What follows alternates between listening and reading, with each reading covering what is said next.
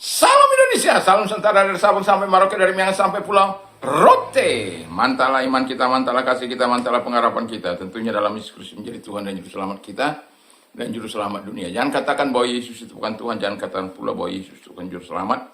Dia adalah Tuhan, dia adalah Juru Selamat. Kalau engkau percaya, engkau akan diselamatkan. Engkau tidak percaya, engkau akan dihukum. Yohanes 3 ayat 36, karena Yesus sudah berkata, Akulah jalan dan kebenaran dan hidup, tiada seorang sampai kepada Allah kalau tidak melalui aku. Mantap! Dan Petrus mengatakan dalam Kisah Rasul 4 ayat 12, dan keselamatan tidak ada dalam siapapun juga selain dalam Dia Yesus Kristus, karena di bawah kolong lain ini tidak ada nama lain yang diberikan kepada manusia yang olehnya kita diselamatkan. Dan yang juga dalam Kisah Rasul 16 ayat 31, percayalah kepada Tuhan Yesus Kristus, maka engkau akan diselamatkan, engkau dan seisi rumahmu. Puji nama Tuhan. Selamat pagi bagi kita semuanya. Semoga kekuatan Tuhan, kekuatan firman, kekuatan Roh Kudus akan terus menyertai kita. Dan kita masih melanjutkan jadilah pemimpin yang baik, be a good leader, bagian yang ke-11 ya.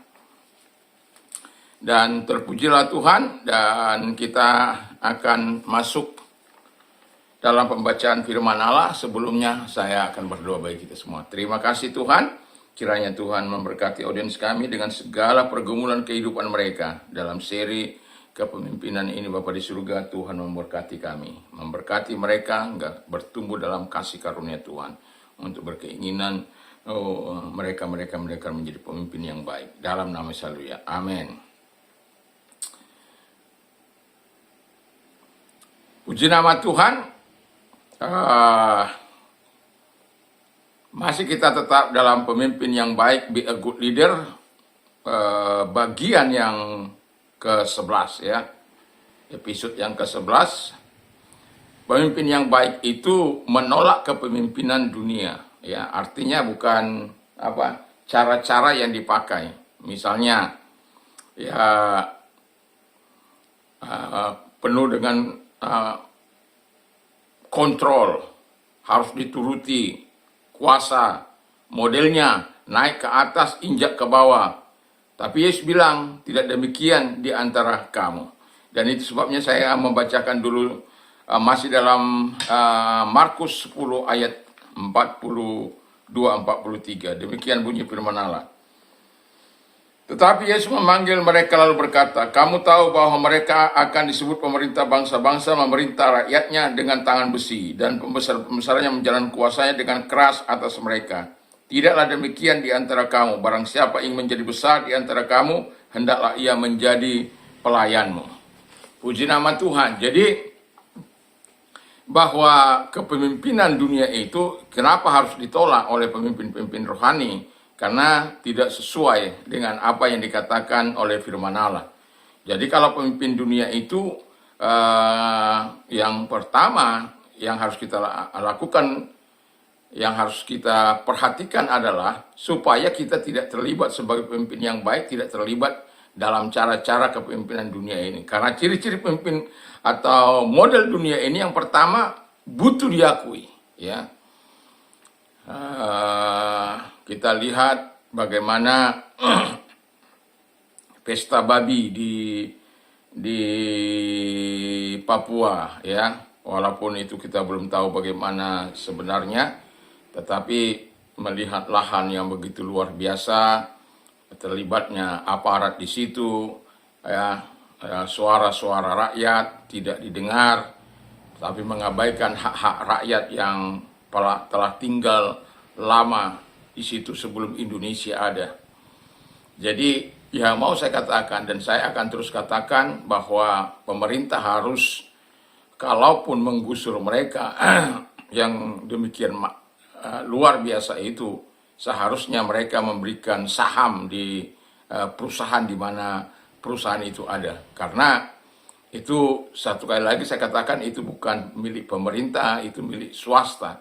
Dan seharusnya apa yang dilakukan bukan untuk memperkaya orang-orang itu saja, tetapi juga harus mengangkat harkat dan martabat orang-orang yang ada tinggal di Papua.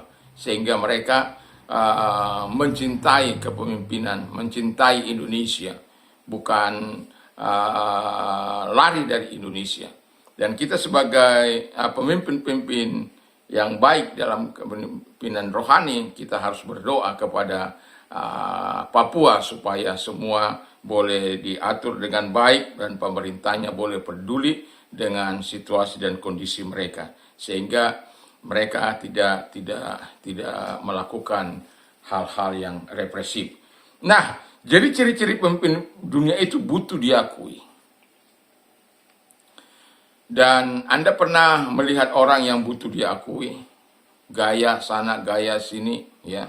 Kalau kepemimpinan di dalam Yesus, ya Tuhan, tidak perlu harus diakui, dia harus akan melakukan tanggung jawabnya. Dan orang yang butuh diakui itu, dia memerintah dengan tangan besi, dengan kuasanya. Dan karena apa? Itulah menandakan dia bahwa dia adalah pemimpinnya di situ dan harus diakui di situ. Dan itu butuh pengakuan dari bawahannya, dengan bawahannya menuruti, mentaati mereka dan melakukan apa yang diperintahkan kepada mereka. Tetapi pemimpin yang baik itu adalah pemimpin yang tidak melakukan itu, tidak melakukan dengan cara-cara yang demikian atau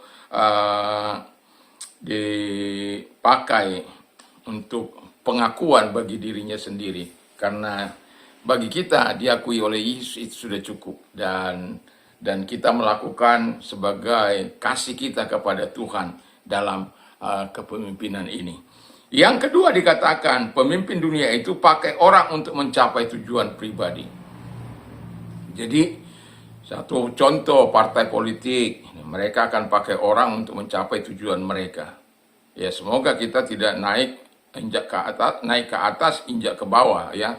Semoga tidak seperti itu. Kita orang-orang rohani, kita tidak memakai itu, pakai orang untuk mencapai tujuan pribadi.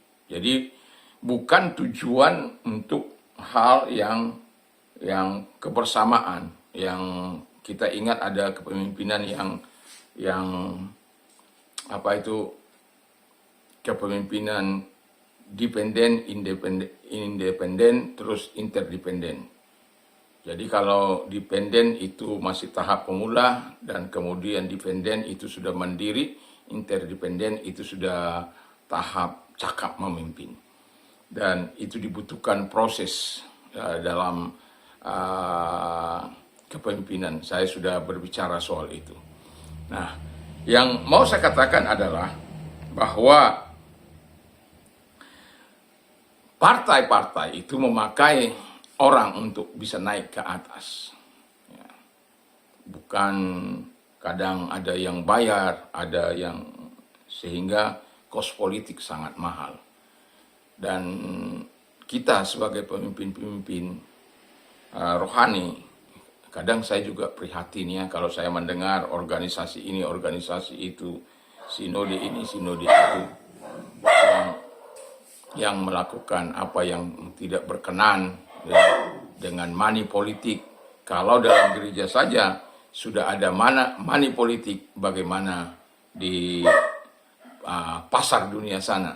Dan kita harus menjadi contoh sebenarnya untuk menjadi berkat bagi dunia ini. Itu sebabnya kita disuruh menjadi garam supaya memberikan cita rasa dalam dunia ini. Kita harus berbeda.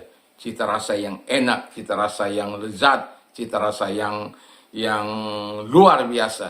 Dan kita juga disebut menjadi terang yang memberikan arah. Bukan yang menuruti arah dunia ini, tapi kita yang memberikan arah. Terang itu fungsinya untuk memberikan, yang pertama memberikan arah, penerangan. Kalau kita tidak bisa memberikan arah, tidak bisa memberikan penerangan kepada mereka yang tinggal dalam kegelapan, apa gunanya kita?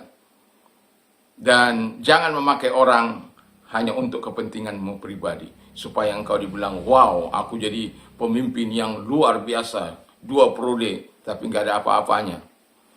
Dan itu tidak sehat, ya. Karena apa? Saya mau katakan itu telah mengorbankan banyak orang. Ya. Lalu yang kemudian, yang ketiga adalah takut kehilangan posisi. Orang pemimpin dunia itu takut kehilangan posisi.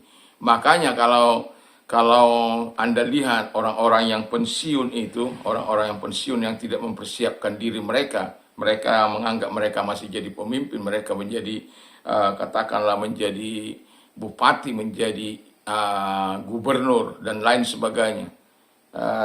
Mereka lupa ketika mereka sudah saat harus turun, itu banyak orang yang